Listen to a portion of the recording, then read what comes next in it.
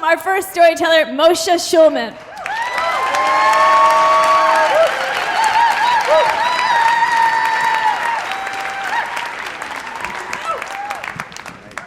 Hello. When I was a child, I was given a blessing to become the greatest rabbi of my time. But at 15 years old, I was struggling in school, and I felt like I couldn't live up to the pressure of my blessing anymore. I'm the fourth of 8 children, and I was raised in an ultra-Orthodox Jewish community in Muncie, New York. For those of you who haven't been raised Orthodox Jewish, it's kind of like growing up Amish, only we had electricity.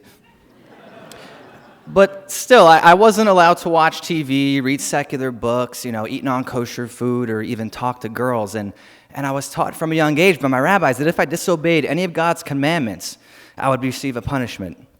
And by punishment, my rabbis meant that God would most likely, kill me. And here's the thing. I believed them. I was a good boy. I got straight A's. I listened to my parents and my rabbis. But as I got older, I started to question and wonder, would God really hurt me if I didn't obey him? So I started to test him.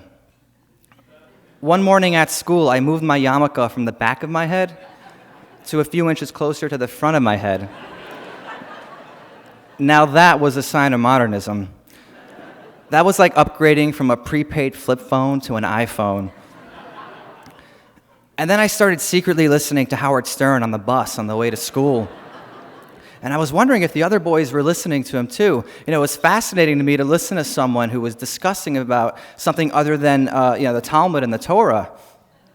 And even more thrilling was the fact that this Howard Stern guy was Jewish. He was using Yiddish words and talking about Shabbos and the Jewish holidays. And that got me thinking, wait a second, if Howard Stern is Jewish and he's practically sinning every day with the things I've heard him talk about, why hasn't God killed him yet? But even though I was starting to push back, I was still afraid of going too far. And at the same time, I was becoming quickly disillusioned with my upbringing. Things were falling apart at home. My parents were going through a pretty bad divorce, and I wanted to get away from them and my rabbis and the religious restrictions. So for winter break that year, I planned a trip to Florida with my older brother, Israel. Israel had left the fold a year earlier and moved in with my non-religious Aunt Linda in Belmore, Long Island. So the plan was to meet him at her house, and then we'd leave for the airport on Sunday. And now, I always wanted to go to my aunt's house. My brother told me she had things I could have only dreamed of having one day. A grand white piano, a spiral staircase, and 2 50-inch screen TVs. So I got to my aunt's house on Friday afternoon in time for Shabbos, and she was kind enough to buy me some kosher food. But for the duration of Shabbos. But the time Shabbos was over on Saturday night, there was no kosher food left, and I was hungry. So we all got into the car to go graze for kosher food out on the pastures of Long Island. Now, I was pretty good at searching for food because it seemed to be a theme in my family. Being one of 8 kids, I always felt like there wouldn't be enough of it. And I constantly paced the kitchen, looking in the pantry and the fridge for my next meal. And sometimes I'd even go as far as to hide food, out of fear that there wouldn't be any left. And I always wished there was some sort of pill that would substitute a meal, like the manna in the Torah. When the Jews were in the desert and they complained to Moses and Aaron that they would rather have died with pots of meat surrounding them in Egypt than die of thirst and hunger in the desert. And God, hearing their complaints, quickly answered and told them, look, guys, settle down. I'm going to show you how great I am. I'm going to fill the camp with bread and meat. And I believe the direct quote was, because then you will know I'm the Lord your God. And sure enough, my rabbis taught me that you could ask him for anything, and it would literally drop from the sky. Anything you wanted, pizza, ice cream, candy, it would magically appear. But nothing was magically appearing in Long Island, so we continued driving around looking for a kosher restaurant, but none were open. So I recommended we go to the local Stop and Shop to look for kosher frozen pizza. For some reason, in my community, that's a delicacy. So we scanned all the aisles and Stop and Shop, but I couldn't find anything that had an OU marked on the package. Now, the OU symbol means that it has officially been certified kosher. And if you were only allowed to eat food with an OU marked on the package, that meant you were most likely ultra-Orthodox, which I was. But if you were only allowed to eat food that was watched over by a specific rabbi and then marked with an official stamp by that rabbi, that meant you were Hasidic. But if you were allowed to eat food that had a kosher but made with dairy certification, then you were most likely modern Orthodox, or also known in my community as a borderline Jew. And if you were allowed to eat food that had a K marked on it, or worse than that, a capital K surrounded by a triangle, or even worse than that, the Hebrew National Certification, you could forget about a seat next to God in the world to come because you weren't even considered Jewish. Eating that food was just as bad as throwing your yarmulke to the ground, cursing God, and biting into a bacon, egg, and cheese sandwich. So having found no kosher frozen pizza, we all stood outside Stop and Shop contemplating what to do next. Our search for kosher food had been going on close to 2 hours, and we were all frustrated. I was beginning to feel like the Israelites in the Torah. I would have preferred to die in Muncie with kosher meat surrounding me than die of hunger in the desolate suburb of Belmore, Long Island. My aunt asked me what I wanted to eat, and I didn't know. She asked me if it had to be kosher, and again, I didn't know. I was just wishing there was no such thing as kosher or non-kosher. So my aunt pressed me again, does it have to be kosher or not? And I was beginning to realize that in that moment that even if I found something relatively kosher, I would have been disappointed. I secretly wanted something non-kosher, but I was too afraid to ask for it or admit it. My aunt turned to my brother Israel for some help, but my brother said, look, I don't want to force him to eat non-kosher if he doesn't want to. And my aunt was, getting angry, so she said, well, what is with this kosher stuff anyway? It's just blessed by a rabbi, right? So why don't I buy some food and bless it? We'll just get this over with. And I had to tell her, well, my rabbis taught me that women aren't allowed to bless the food. And that got even more angry. So she started to walk away, and then I said, well, maybe I could eat something if I don't know that it's not kosher. So she quickly turned around and yelled, well, how does that work? So I explained what I learned in Talmud class. Follow this, guys. If a Jew is in an airport and he buys a kosher hamburger, and while he's gone, to wash and make a blessing on the bread, someone switches his burger out with a non-kosher one, and if he eats it, it's okay. Now that logic my aunt agreed with. She was excited about that, so she had a plan. She told me that she'd go into the store and buy the food for me, and I wouldn't have any idea that it's not kosher. So I agreed. So we all got back into the car and drove to Stella's Pizzeria on Merrick Road.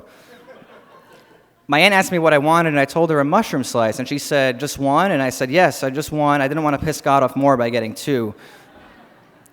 So my aunt and my brother went into the store, and I sat in the back of the car waiting for God to blow up the pizza shop, the car, or both. My 15-year-old mind was being filled with every rabbi I ever had in yeshiva yelling at me, that I was going to be thrown into a pit of fire for sinning. I was in a Goyesha car in a Goyesha parking lot next to a Goyesha store. And I watched closely as the counter boy put the slices into the oven, and I was afraid it might touch pork. What if there's pork flavor in the oven, or what if he cut my slice with the knife that he cut a slice of pepperoni or bacon? And my heart raced as Aunt Linda paid the cashier, and I thought God was going to take her right then. He's going to take an arm off or sever her head. And I thought about that saying, don't kill the messenger, to try and comfort me, but God was God. He could do whatever the hell he wanted. And I was scared for my brother, too, even though he didn't order or pay for the slices, but the fact that he was in the store with my aunt made him an accessory to my downfall as a kosher Jew. And I started to get a stomach ache, and I couldn't even tell if I was hungry anymore. And the guilt was racking up pretty heavily, and I realized I wasn't that good boy that I used to be. So my aunt and my brother walked out of the store, got back into the car. My brother held the pizza box with the slices in it, but I couldn't look at them or the box of pizza. I was too nervous. I just stared out the window as we continued down the street, afraid of the car crashing into a tree or a telephone pole. And I could already see the breaking news headline, Orthodox Jew buys non-kosher slice of pizza and is immediately killed on the way home. Then you will know I'm the Lord your God, I thought. Then you will know. So when we got home, Israel placed the pizza box on the dining room table, and Linda went into the kitchen to grab some paper plates, and I asked her Israel if he'd take my slice out, and he said, no, I don't want to get involved. My aunt told us we were both nuts, and she put my slice in a plate.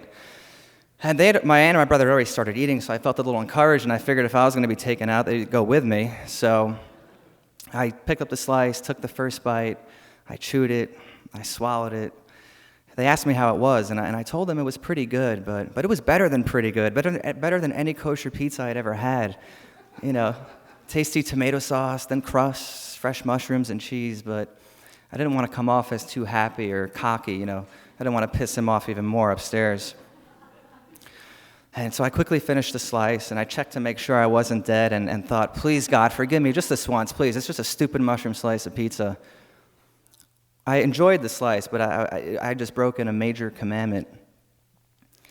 But the next day, Israel and I went to Florida, and it was over the course of that week that I traded in my yarmulke for a baseball cap.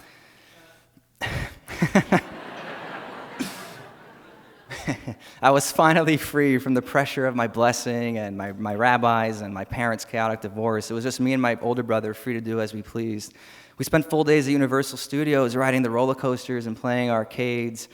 We stayed up late in the hotel watching movies, and I couldn't stop eating pizza that week. I think I had pizza for nearly every meal. You know, Florida was my Sodom and Gomorrah. But of course, it isn't that easy. It's not like I just ate that one slice and, everything is all good. It's been 10 years since I ate that mushroom slice, and I've since made a full break from the religious fold. And yet, I'm still scared that something horrible is going to happen to me for breaking the rules. I imagine ordering a bacon, egg, and cheese sandwich one day, and I can already see the breaking news headline: former Orthodox Jew orders a bacon, egg, and cheese sandwich and is instantly struck down by lightning in local diner. Then you will know I'm the Lord your God. Then you will know. Thank you.